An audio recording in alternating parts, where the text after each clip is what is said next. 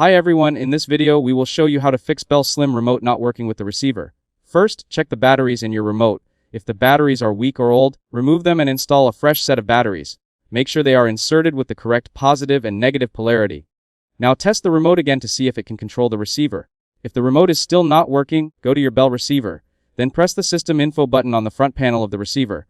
Wait for the system information screen to appear on your TV.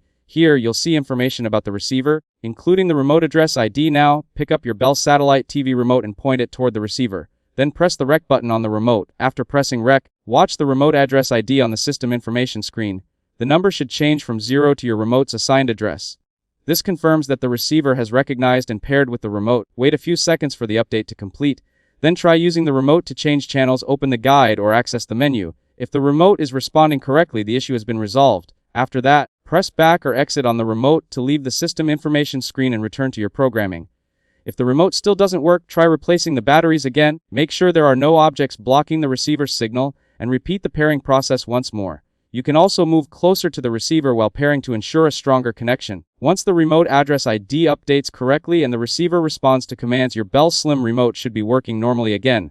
If this video helped you out, don't forget to leave a like and subscribe to the channel. Thanks for watching, and I'll see you in the next one.